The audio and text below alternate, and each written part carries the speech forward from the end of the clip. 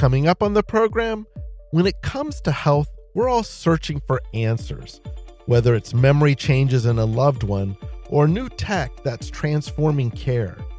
Today's show explores that journey from Alzheimer's questions to the future of medicine with AI, genomics, and blockchain.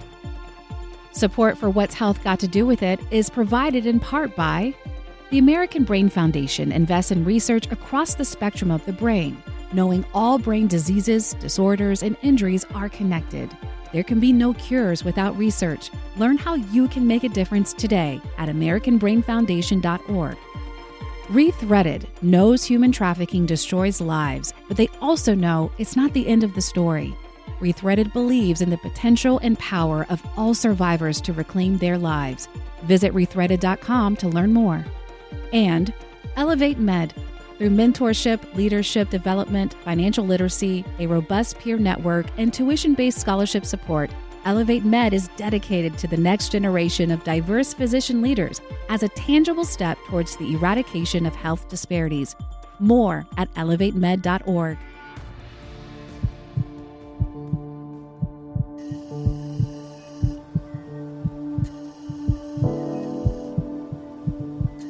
From the moment we're born to our last breath, every American embarks on a journey through the intricate maze of the healthcare system.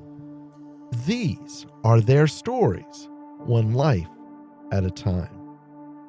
Today we meet Kay. Kay is an active 63-year-old grandmother who was once the go-to person for family recipes, appointments, and birthdays. But over the past few years, subtle changes crept in. Occasional forgetfulness, repeating a story now and then. But lately, the signs are harder to ignore. Misplaced items, confusion over routine tasks, and getting lost on a familiar route. Her family is starting to worry. What is the diagnosis? Hi, I'm Dr. Joe Servant, a practicing neurologist at Mayo Clinic and professor of healthcare administration and policy at Arizona State University. This is What's Health Got to Do with It, which looks at where and how healthcare intersects with your life, helping you get the medical answers you want. Now let's turn our attention back to Kay. The diagnosis is Alzheimer's disease. And to help us understand what these symptoms might mean and how to tell the difference between normal aging and something more serious, we turn to one of the nation's leading experts on memory and dementia. Dr. Peter Rabens is a professor emeritus in the departments of psychiatry and medicine at Johns Hopkins University. He's the author of the new book, Is It Alzheimer's? 101 Answers to Your Most Pressing Questions About Memory Loss and Dementia. He joins us now to answer the most common questions about the disease and what families should know. He joins us from Baltimore. Dr. Rabens, welcome to our program. Thank you, Joe. Thanks for having me. All right. You heard me describe the case with Kay that we shared. And I'm wondering, how should a family interpret changes like you heard Kay has? And when is it time to say, I need to seek help versus this is not a big deal? Well, I think in Kay's case, the most important thing that you emphasized is the change from who she used to be. She was the go-to person, and now she's not just having problems with an occasional name or remembering a word. She's changed in her ability to manage things the way she used to. And I think anytime either a person themselves or a family recognizes that that's occurring, it's time to get a medical evaluation to find out what's happening. Dr. Rabens, you have written other actually exceptional books out there, and I'm wondering, what made you feel it was time to revisit the Alzheimer's topic and conversation with a new resource for families? I guess simple question, why this book now? Okay, well, yes, so I'm a co-author of the 36-Hour Day. Yes. Which came out more than 40 years ago. Wow. So at the beginning of my career, and I'm actually just now working on an 8th edition of that. So that will be coming out at the end of this year. But that book is meant to be relatively encyclopedic, to include everything that we think families and people with dementia and Alzheimer's have to know, but not necessarily read through. So if they have a problem, they can use the index to find it. But in talking with families, a lot of people told me, well, that's just too much. I want something I can read through relatively quickly and get an understanding of what the future might hold. And I give a lot of public talks, and the thought came to me that maybe I should just write down all the questions that people are asking me at Hmm. these public talks and answer them in a book format so that other people can hear my answers. So that's how this book came about. I love that idea. I'm going to ask one of the central questions, really, which is the big theme that I think anyone who's in the world of neuroscience often gets. How can someone tell the difference between a normal lapse in memory versus there are early, this is early signs of Alzheimer's? Yeah, it's a great question, and it is still, even today, a little bit difficult to answer. What we know is that first, beginning in our mid-30s, all of us begins having a little more trouble coming up with words and names of people. So it's very gradual, but by the time you're 50 or 60, it becomes more noticeable. But even into people's 70s and 80s, it remains a relatively mild problem. So one way to think about it is if I gave you, Joe, and your listeners a test, and I said, I want you to repeat these 10 words after me, Right, and then in a couple minutes, I'm going to have you recall as many as you can. The average 35-year-old listener right. would remember about 7.5 words. So this is average. Okay. The the 75-year-old listener would remember about 6.5 words from the list. So that difference between 7.5 and 6.5 is statistically significant. But it's not a huge difference. Right. If we took a person with mild cognitive impairment or the beginnings of Alzheimer's, the best among them would remember three of the words. So Wow. that's a huge difference, and Yeah. many people would do worse than that. So it's a big difference, and we don't think that the normal aging changes are the same as the changes from Alzheimer's disease, which is an illness, a destruction of brain cells. So that's one way to think about it. And I think the other is what you mentioned in the case that the kinds of changes that occur with normal aging don't really interfere with life. They're Mm. frustrating when I can't think of someone's name, a person I've known for a long time, or a word I've always used, and it takes 3 or 4 minutes sometimes to remember it. It's frustrating, Yeah. but that doesn't interfere with my daily function. The minute that happens, people absolutely need to be concerned.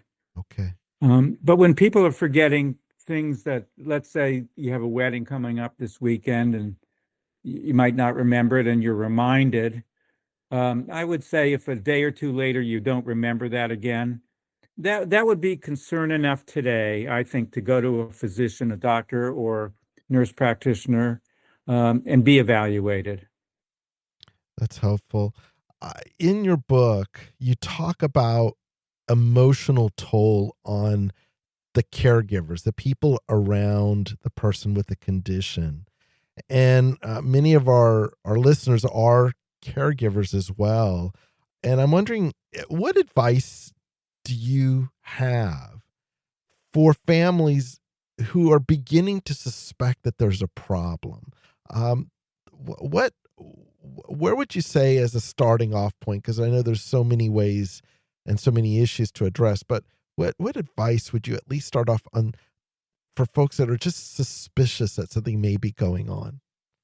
Well, I think the first point is never assume the worst here, Okay. that it is a disease. So if you're concerned, or if the person with the memory problem is concerned, absolutely be evaluated. Have a thorough evaluation. Get a diagnosis. Is this something to worry about or not? Now, today, and partly through work done at the Mayo Clinic, um, we have a category of people who have what's called mild cognitive impairment. Right. And these are individuals who, and it's not always memory, but usually their memory is clearly more impaired than normal, but their everyday life activities are absolutely okay. Um, and I think, again, the important point about getting a diagnosis is to find out, is this normal aging, or is it even in this category that's potentially more serious? So the first step, I think, for families and people with a mild disease is to be informed, get as much information as you can. And so that means not only getting a diagnosis, but once that happens, to learn what you can about it. And there are some good websites that we can discuss. Read a book, become informed. That's step number one. Uh, Step number two is focus on whatever problems you and your loved one identify, and see whether there are things that you can do to make things better. What got me interested in Alzheimer's disease originally, 40 or more years ago, was realizing that even then, when there were no specific treatments for the disease, Hmm. a lot could be done to help the family and the person. And so be optimistic. Realize that, yes, we don't have a cure, but there are many things that we can do. And then focus on the particular problems that your loved one is having. And so the genesis of the 36-hour day was to provide a whole list of things that people could do to address those problems. And in this book, it's more abbreviated, but the middle part of the book, again, identifies some of the common problems and what you can do. I think the third thing is to make sure that the person has a good primary care doctor, Sure. somebody who knows them well. Secondly, someone who can treat all their other medical problems maximally, if they have diabetes or high cholesterol or some other illness, because that allows the dementia to be sort of less impairing in a way. Um, and also, when the doctor knows the person, if there's a sudden change, the physician will know that the person needs to be reassessed. Alzheimer's disease does not change suddenly. Mm. So when people have a sudden change, they need to be reassessed. And if you have a clinician who knows the person, they too can recognize the big change and do the appropriate medical assessment. And then I would say fourth then is for the caregiver to think about their own psychological and health needs in addition to those of the person with the dementia or Alzheimer's. Um, it can be very challenging to care for somebody, and making sure that you have good medical care and that psychologically you're doing as well as you can. That helps both you and the person with the disease. And to all of our listeners out there, you're listening to What's Health Got to Do with It on WJCT News 89.9. I'm Dr. Joe Servant, and if you're just joining us, we're in conversation with Dr. Peter Rabins on his book, Is It Alzheimer's? And we want to hear from you. Tag us on social media at jservin. Dr. Rabins, how do you help families? I'm going to kind of stick to that caregiver theme, approach the difficult conversation of getting that person that they're worried about evaluated without triggering fear or denial. What's your best advice in that scenario? Well, first, it can be challenging. I think the first approach is, rather than say you have a memory problem, to say, Dad, I'm worried about your memory. How about getting it evaluated? Okay. If the person then resists, well, gee, I'm like all my friends. We all have a little trouble remembering our grandkids' names or Sure. what appointments are coming up. Then I think you can say, Dad, you might be right. I'll feel a lot better if we go to the doctor and find out that you're normal. So do your best to not make the person feel attacked. Not that that's why you're doing it, Sure. Sure. but rather push that. Put it for you to do it for you. If that doesn't work, take a step back, wait a couple weeks, and try again. So be persistent, but don't be constant at asking the person. And I think often over time, particularly if there are several children or a spouse and children, and everyone says, "Gee, Dad, we all feel better if you did this." I think often that can get somebody to an evaluation if they're reluctant to go. I know you have worked the in this field for so many years, and you've really gotten to see dramatic changes in what is happening in the field now. And I'm just wondering, recently there have been new papers that have come out that talk about new blood tests and I'll just use the term biomarkers, simple ways for detecting early Alzheimer's. And I'm wondering, what's your take on those blood tests or early biomarkers? I mean, are we close to some type of routine screening? Well, I think first, you're absolutely right. There's several exciting things that have happened in the last 4 or 5 years that are so extraordinary and that I would never have dreamed of when I started in the field 45 years ago. And yes, I think number one is that pretty soon we're going to have diagnostic tests. Till today, the diagnosis has been what's called a clinical diagnosis. Sure. The doctor gathers all the information from lab tests, brain scans, examining the person, and then comes up with a diagnosis. And we know that depending on the clinician and their experience, the diagnosis of Alzheimer's disease is accurate 65 to 90% of the time. So that's not great, right? No. If 80 is B minus, that's sort of the way our diagnostic acumen has been. So yes, it's likely that by the end of the year, it seems there'll be an FDA-approved blood test. I think what's important to keep in mind is that right now, probably the blood test alone will not make a diagnosis. We're only going to be able to use it if a person has some impairment in their thinking Right. that is of concern. Now, I don't know that as a fact, but I think it's going to be the combination of we suspect a problem and we use the blood test or the PET brain scan that can measure the abnormal proteins that are associated with Alzheimer's disease, that together that will make a diagnosis. That's going to be huge. I think your question is, will that move the diagnosis earlier? Right. And I hope so. Okay. Because again, I think now we have people who suspect there might be a problem, but they're waiting till it's more obvious. Yeah. And I think once we say, well, if you suspect there's a problem and you get either the brain PET scan or a blood test, we can make a more specific diagnosis. Hopefully that will lead people to seek help earlier.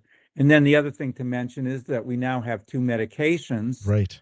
that are modestly beneficial in treating people with early disease, so that it makes sense now to detect it as early as possible. But I don't think, to answer your question, just that we're not going to be testing every older person yet. Okay.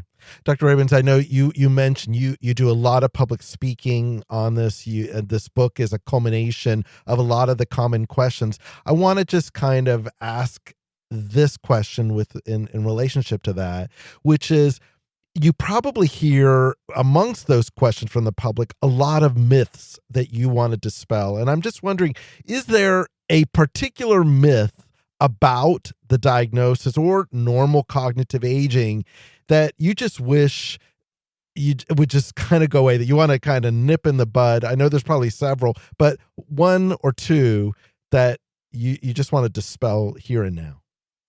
Sure. So I think the first one would be, this is just normal aging. Okay. And, at the beginning of my career, when most doctors and nurses had not heard of Alzheimer's disease, that was the predominant view, both among the public and the medical practitioner. So I think we know now that that's not the case. And I think that's really important. These are diseases. Dementia is a group of diseases. They affect the brain and they cause people to change in a way that they're unable to do some of the things they used to be able to do. I think the second myth would be, well, then there's nothing we can do, or very little we can do because these new medicines aren't very effective. I think there's a tremendous amount of things that we can do to maximize the quality of life of both the person with the disease and their caregiver. And I think it's important to be optimistic, but realistic. We can't cure it yet, but we can make life better for everybody. And that's an important message. There was a recent article, and there seems to be many of these that came out talking about different lifestyle changes that one can make to prevent a number of conditions, including Alzheimer's. If there's one thing, and I know there's more than one thing, but if there's one thing that you could tell listeners, hey, if you do this starting today, this could help prevent this from occurring, or certainly stem the time to which this might occur. What things should that be that people should do? Okay, I might list two or three, Joe. But the first would be if you have any risk factor for heart or brain vessel disease, cardiovascular disease, get that treated, Okay. especially blood pressure. Um, we know that high blood pressure beginning in middle age is a very big risk factor for developing dementia in general and Alzheimer's specifically. So get your high blood pressure treated. If you have blood lipid abnormalities, get those treated as much as possible. That would be number one. Okay. But number two, what can you do right now yourself beside medication or medical treatments? I think would be to be as active physically and mentally and socially as you're comfortable with. Okay. It seems pretty clear that people who exercise more, who remain more socially active, see friends, relatives, loved ones more often, and people who remain mentally engaged in things they enjoy seem to be at somewhat lower risk of developing Alzheimer's. So that's what people can do right now themselves and medically. I love that piece of advice. I want to give also an opportunity, if you could, if someone is listening right now, they're feeling overwhelmed by a loved one's changes. Um, and I think you kind of have framed this for us. But what's the very first step you really think they should take at that point? I think, well, talk to somebody. And maybe a place to start is the medical doctor who's caring for the person with Alzheimer's disease to see if they know anybody in the community who has expertise in supporting caregivers. Many communities have support groups and things like that that are big help to people. Second, I think it's always important that if someone is suicidal, they have to go see a clinician immediately to be assessed. That's not common among caregivers, but I see that as a medical emergency. So that needs to be mentioned. And that using the support groups, getting information, talking with other people in the same situation, it can make a big difference. When you feel you're all alone, you're the only one facing problems, that's a horrible feeling. Yeah. And when you realize that there are other people in the similar situation and that they may have solved some of the same challenges you're facing, that can really be helpful. Dr. Rabins, I have one quick question from a listener, and they wanted to know what about the relationship of gut health and the issue of Alzheimer's? Anything that you'd want to comment on that particular area? Well, this is really at the frontier. Just in the last few weeks, there have been several articles showing that the microbiome directly affects even memory and memory formation, particularly of frightening events. So I think there are links that we still need to unravel. Whether they relate specifically to Alzheimer's disease, I think it's too early to say. I will say that for back to the prevention question, that there's fairly good evidence that a so-called Mediterranean diet, Right. less red meat, more fruits, vegetables, nuts, healthier oils like olive oil, seem to diminish the risk. So in the sense that diet might interact with the microbiome, that's a step I think people can take now. And I think we're going to people are focusing on this now. So we're going to figure out what these linkages are soon. Dr. Rabins, I want to thank you so much for your time today. The book is terrific. I went through it. It literally is at your fingertips, all these answers. I thank you for writing it and for the work that you're doing. So exciting to see that this resource will be out there for everyone to read and to help them out. We really appreciate your time and your work that you do. Thank you, Joe. Thanks for having me. We've been talking to Dr. Peter Rabins. He is a professor of psychiatry and medicine at Johns Hopkins University, professor emeritus, that is. And he is the author of the new book, Is It Alzheimer's? 101 Answers to Your Most Pressing Questions About Memory Loss and Dementia. Up next, after your health headlines, for those battling relentless depression, the search for answers is all about relief. And now, a groundbreaking brain implant may offer new hope. And we'll be right back.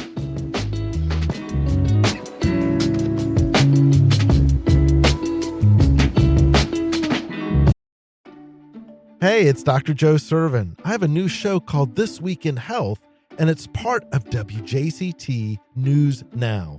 Local news you can listen to anytime, anywhere. When you sign up, you'll unlock 4 local podcasts delivered straight to your podcast app. I break down the week's biggest health headlines and what they mean for you. Start a free 30-day trial at wjct.org/newsnow. And if you like it, become a monthly donor to support WJCT Public Media.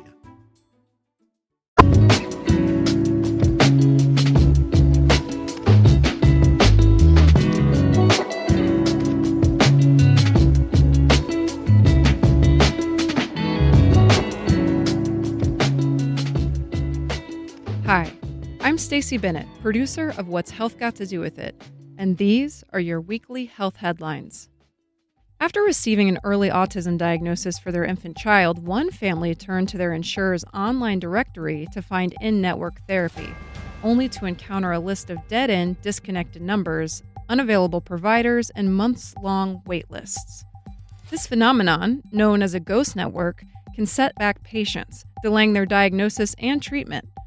According to the Journal of the American Medical Association, 81% of insurance directory listings contain errors, such as addresses or physician specialties. Now, class action lawsuits are challenging major insurers for misleading untreated patients. Federal laws like the No Surprises Act are intended to protect patients from insurance errors, but enforcement remains weak, forcing some patients to pay thousands out of pocket or delay necessary care.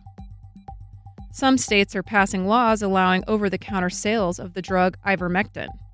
This anti-parasitic drug, used to treat animals and humans with intestinal worms and parasites, has been falsely acknowledged as a cure-all for anything from COVID to cancer, despite no FDA approval for such use. With the demand rising since mid-April, pharmacists remain hesitant, citing its proper usage, liability, and lack of labeling. Studies have found no benefit of ivermectin for COVID or cancer, and misuse has led to poisonings and even deaths. Experts warn that legislation shouldn't override medical evidence or FDA oversight.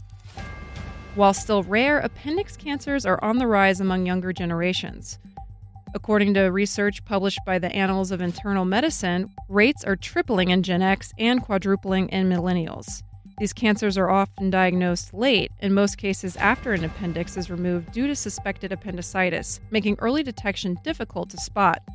Experts call for more research into the environmental and lifestyle factors driving the rising trend, and push for clinicians to take persistent symptoms in young adults seriously. And for some good news, taking on the MIND diet can reduce the risk of dementia. According to a new study, the diet consists of a blend of Mediterranean and DASH principles, which are dietary approaches to stop hypertension. This diet puts an emphasis on leafy greens, berries, nuts, and olive oil. Researchers say that eating lots of leafy greens can contribute to almost 2 years of younger brain health. Participants of the MIND diet saw up to a 25% reduction in dementia risk. And those are your weekly health headlines.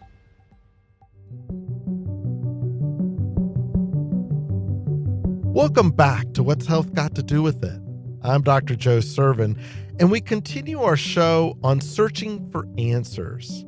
Our search for answers doesn't just end with memory loss. For those facing treatment-resistant depression, a new clinical trial is exploring whether hope might come from deep within the brain through a device designed to interrupt despair, if you will. Let's meet Lily. Now, Lily is a 38-year-old who has battled severe depression for over a decade.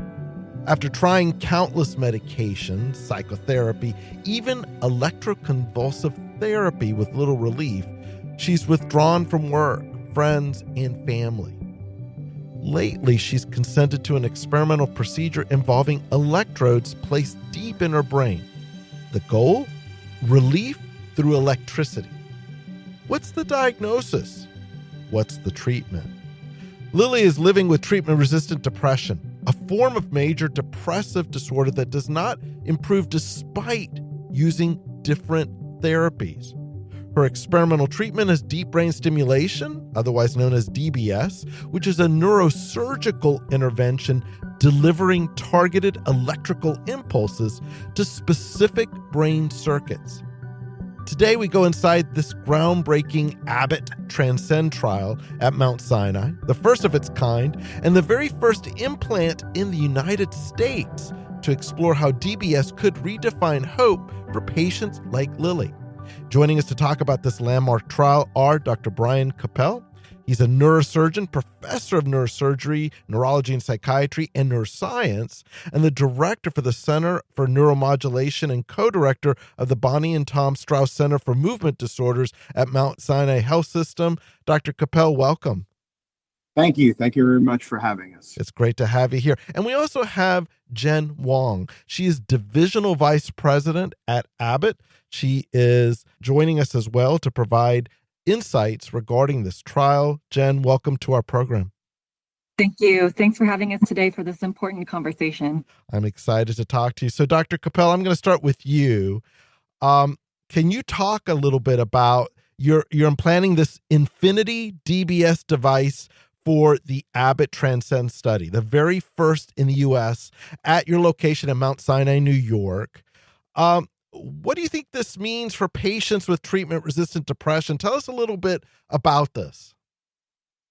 Well, I think in general, patients that have a disorder that doesn't respond to the current treatments and there are new treatments being explored is always good news because, you know, the exploration is hope and it's an understanding that their suffering does not necessarily have to be eternal and permanent, right? So the mere fact that trials and things are going on are a positive sign, and hopefully patients with treatment-resistant disorders take these efforts as positive signs in general.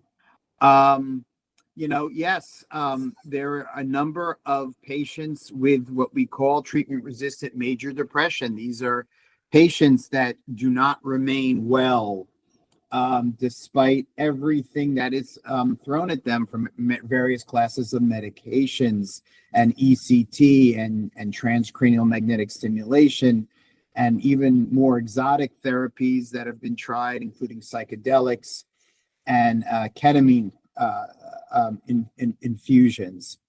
And so, we understand, however, that depression, much like some other disorders in the brain, is what we call a circuit pathology.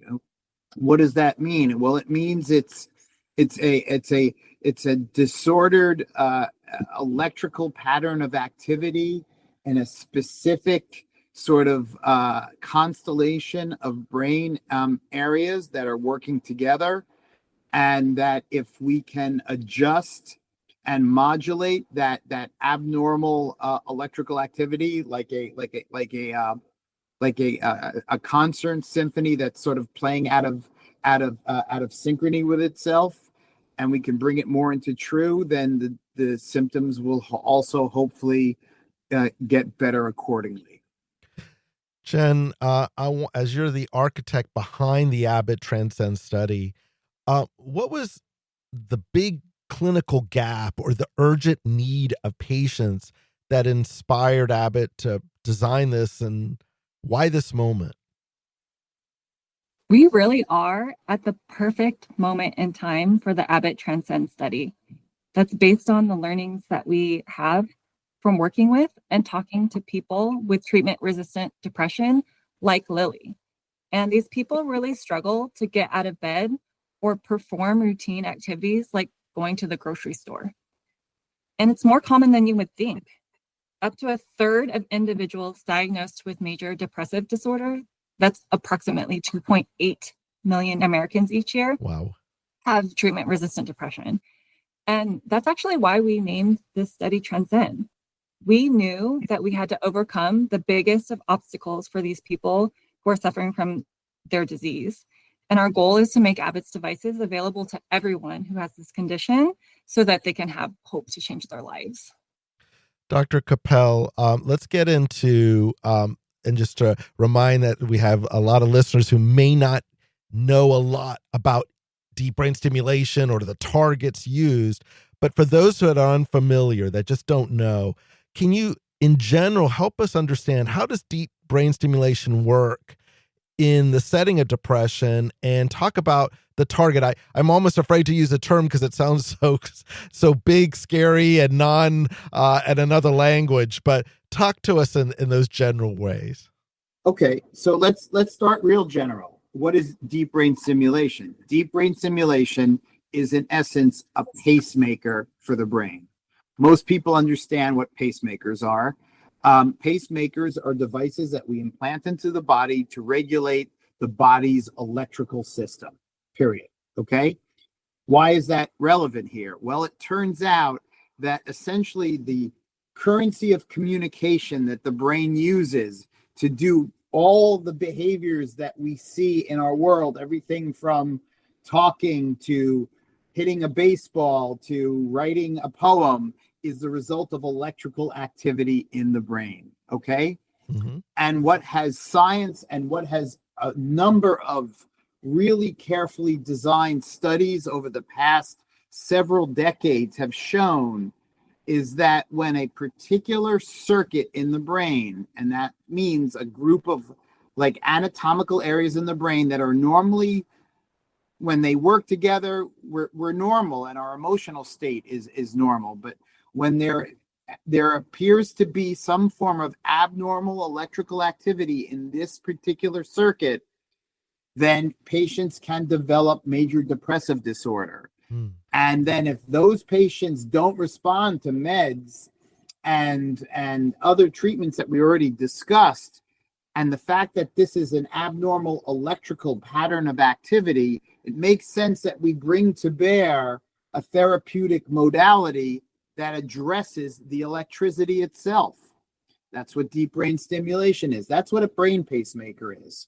Now, with regards to major depression, the target is an area where we place the electrode, but fundamentally, we're trying to not just affect one little tiny area in the brain, but a constellation of areas of the brain where this particular target zone happens to be like the sort of important control center for this network. It's an area called the subcallosal cingulate. It's an area of the brain that has been the seminal work of my colleague Helen Mayberg over the last couple of decades. And through unrelenting and work, Dr. Mayberg has demonstrated in a variety of different ways the importance of this particular area in controlling this network that is underlying the manifestation of what we call major depressive disorder. Jen, I know other companies are out there that they produce certain systems. I know Abbott already produces DBS systems for movement disorders. What makes this protocol, this system, different from what's already out there? You're right. DBS is a technology that has been used for more than 30 years for movement disorders. And what we know is that this technology can be life-changing for people who are suffering from their chronic disease. People who have tremors that are no longer adequately controlled by medications can get Abbott devices and go back to performing daily activities like eating, writing, or maybe painting or playing an instrument. And what's different about the Abbott system that we're using in the Transcend study is the location in the brain that we're targeting. Okay. As Dr. Capel said, it's part of the network that regulates depression and mood.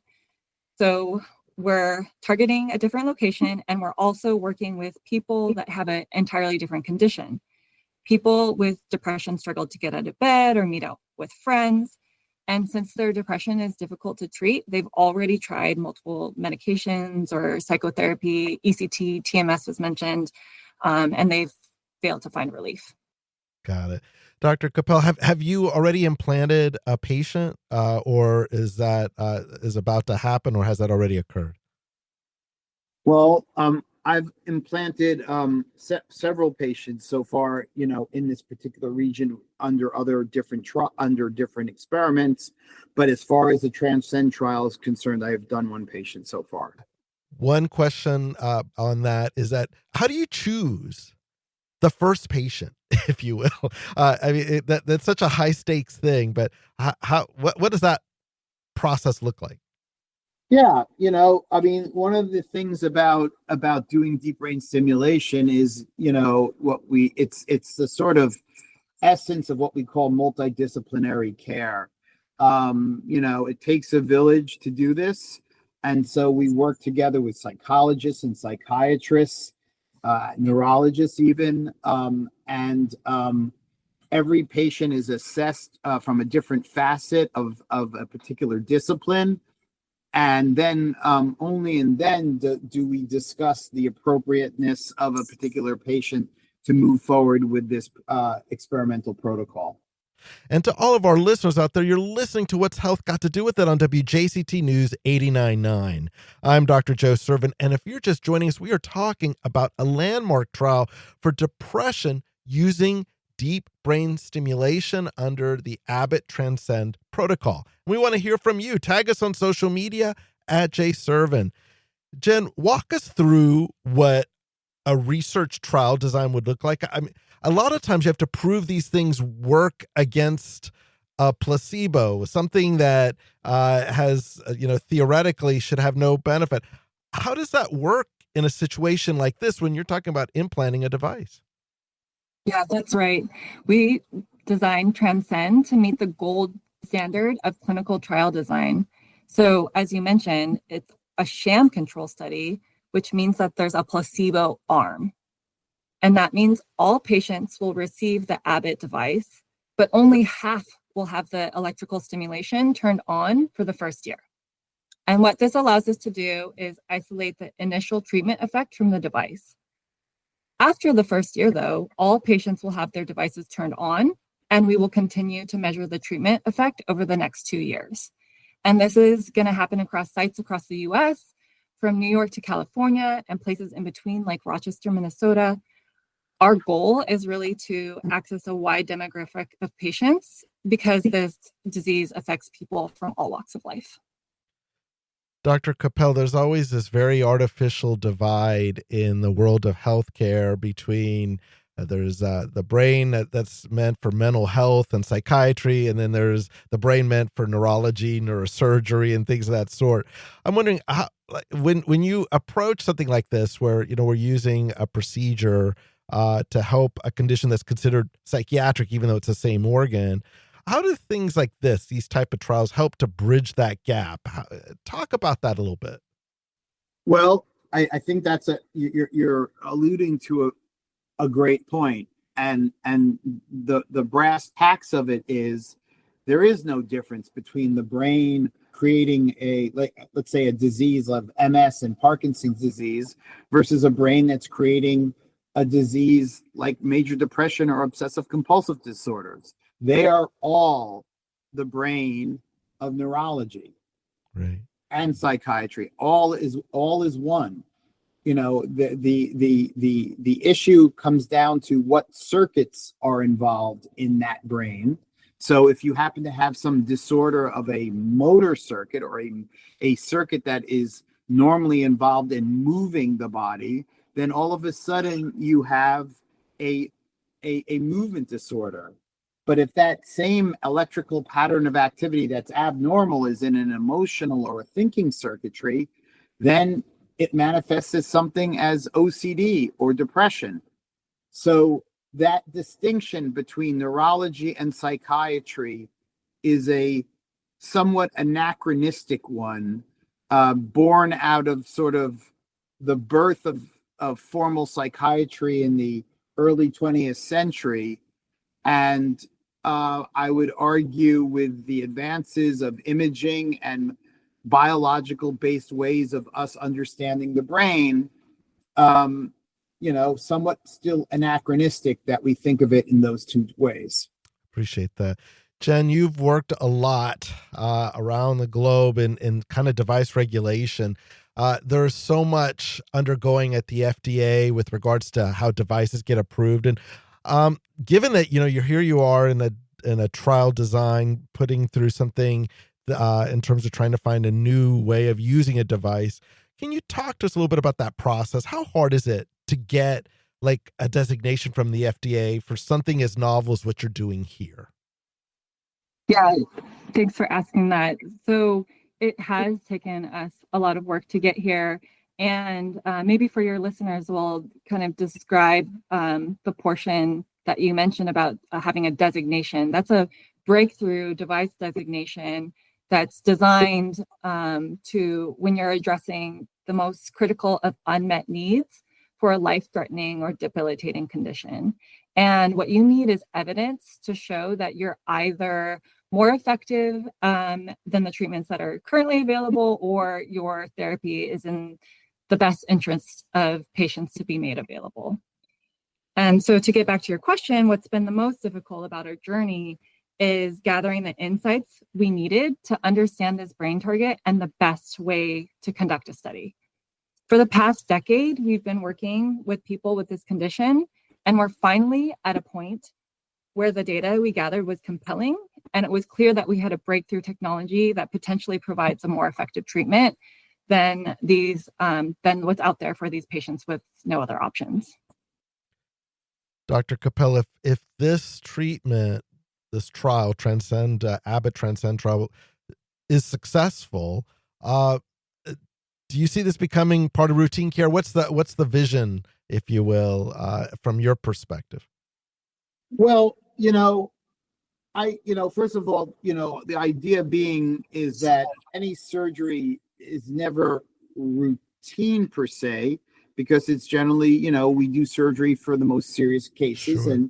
And so hopefully serious cases are always the rare type of cases. But I think that if Transcend were successful, it will do a number of things. First of all, it will give much needed relief to patients that are currently treatment resistant with all current modalities. These people are truly suffering. They are not being able to live their lives. That is a clear win for them. But more broadly speaking, the idea of opening up this door to approach these disorders like depression from the lens of a circuit pathology, I think will allow for the development of new therapies going forward, not necessarily surgical, but sort of through the same sort of lens that may be even more effective of the treatments that we have today. And then finally, I do think it will reinforce the idea that this is a brain disorder, nothing more and nothing less. And so the unnecessary stigma that people associate with quote unquote mental illness being something different from neurological illness, I think will begin to be eroded away for patients' benefit. What's one message or item that you'd want our listeners to know about? Maybe they're struggling with depression. Maybe they know someone who has it, in terms of what this trial means, or any message with regards to just your overall work here. That's exactly what I was thinking. That treatment-resistant depression is just more common than you might think. So it probably either affects someone you know or someone in your network of friends. They need help and encouragement to find a solution that works for them. And it really takes courage to seek out new therapies. And I really appreciate the time that you're spending with us to raise awareness for our study and for our goals. Abbott has a goal to help 3 billion people by the year 2030. And this is one way we plan to achieve that goal. So for these people that are suffering from their chronic disease, we aim to provide hope for a different life and for a better one.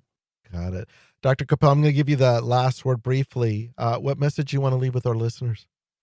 I think the message that I would like to leave with them is the message that I started with. The fact that these trials are going on should be an absolute beacon of hope to people that are suffering out there. There's active work going on this. There's rapid progress being made. The successes build on themselves. And that I feel would be the kind of message I'd want to leave patients today with. Beautiful message to leave. I want to thank you, Dr. Capel, and you, Jen Wong. Thank you so much for the work you're doing. I can't wait to hear what the results of the trial are. This is great work. I know a lot of people will be helped. Thank you so much for joining us today. Thanks for having us. You bet. We've been talking to Dr. Brian Capel, professor of neurosurgery at Mount Sinai, who conducted the first treatment-resistant implant for the Abbott Transcend study at Mount Sinai, and Jen Wong, the divisional vice president of global clinical and regulatory affairs at Abbott. She's the designer of the Abbott Transcend trial. Well, that's our program for today. We hope you've enjoyed our show. If you missed anything, you can listen to the full episode at wjct.org and on your favorite podcast app. Thanks to all of our guests. Our executive producer is David Luckin. Stacey Bennett is our producer. Brady Coram is our director. Caden Collins and Caroline Kahn are our researchers. If you have questions about this or any topic, let us know by calling us at 904-358-6362, email us at health@wjct.org, or tag us on social media at jservin. I'm Dr. Joe Servin, and you're listening to What's Health Got to Do With It on WJCT News 89.9 Jacksonville. Thank you for listening, and stay in touch. Support for What's Health Got to Do With It is provided in part by the American Brain Foundation invests in research across the spectrum of the brain, knowing all brain diseases, disorders, and injuries are connected. There can be no cures without research. Learn how you can make a difference today at AmericanBrainFoundation.org. Rethreaded needs you to make a difference in the lives of human trafficking survivors. Learn more about supportive services and an array of survivor-made products at rethreaded.com. And by Neurelis, a leading neuroscience company focused on the development and commercialization of therapeutics for the treatment of epilepsy and other neurologic disorders. The company's unique drug portfolios strive to address unmet needs in patient care. Learn more at Neurelis.com.